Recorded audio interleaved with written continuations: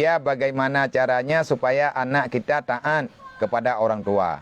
Maksudnya tidak berani mengambil uang orang tua. Oh, pur. Ipok jeleng dah po, kai cok buku bank, po itu duduk nomor pin thang macam tu. Kiban cara tak pegah bangan, bet tajam jaro, bet icok peng kita yang hanata, yang memang hanata bi keji. Nek mian itu rumah kata jam jaro, naudzubillah min dalik. Kai pegot rawai nyan berarti na rasa ketidakpercayaan. Menyana nek kita i rumah, hijat cok peng ya, hijat cok peng mak. Ijat cok peng ado, ijat cok peng ado ni nyan kesenjangan dalam kehidupan. Maka sama-sama kita benahi. Bet tadut, bet tapoh. Tabakan pancuri jihan. Persit dia itu belum cukup pola pikir. Makanya nak kita penggu. Bet pikir tanya hana urusan nyan. La agama dempa kana. Na kitab yang nekarang le ulama, yang gebuhnan kitabnya takdib. Takdibul aulad fil Islam. Cara mendidik anak dalam Islam. Ibu Ghazali pina gepegah, ulama-ulama lain pina gepegah. Dan ada tayak minta kitabnya nanggu yang kali kekarang le ulama. Karena berdasarkan dalam Al-Quran, perintah Allah Ta'ala dalam Al-Quran, wal yaksyalladhi buya gedanya ma dan ya, andai kata mati ya takubah anak lang dunia, anak tanya hana ituri ilmu agama. Artinya hana itu haturan Allah, hana itu wasiat Nabi, nyan bahaya bahaya ya. Mengkiban cara nyan ke karena perintah Allah Ta'ala, hadis Nabi, adibu auladakum, alimu auladakum, awalu ma yajibu ala walidaini ayata'alama walidahu. Lu tungku hadis Nabi yang arahkan tanya urunsi, buta jaga ngat selamat dunia dan akhirat.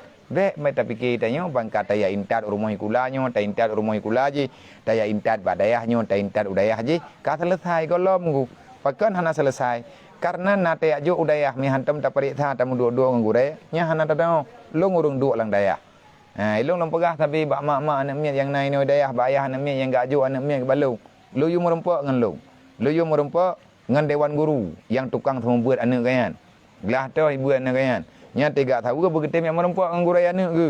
Dia tanya kiban ka anak kayan. Kiban nanti balai, kiban jamaah, kiban aturan. Baik kepikir kanyan bahan ai wawo dayah. Kanya kadang ka ni keroi bilik. Mai gure nak pegah-pegah baik sampai ke pegahnya. Bungeh ya agak poh anak ke dayah. Tetapi punya sering tamu pegah-pegah bagang gure ni, nya anak tanya yoi. Ilung sampai ilung pegah punya anak yau dayah.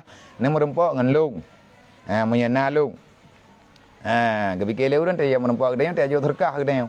Kadang-kadang kegegatnya bah tapi peng kau mentawa. Thalah hom do murung. Nanti tiga merempong danya gak juk peng ke danya. Pajang kata laki peng bau rương. Ada pi hana peng tu.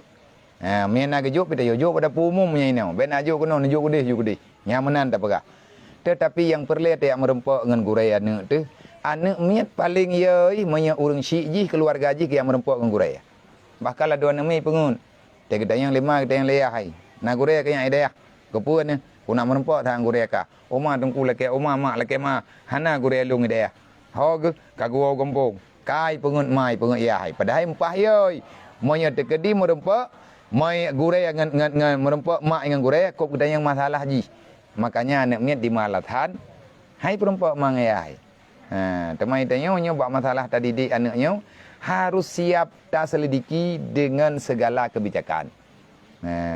Kiban cara biar tak pegat anak miat bet tajam jarau.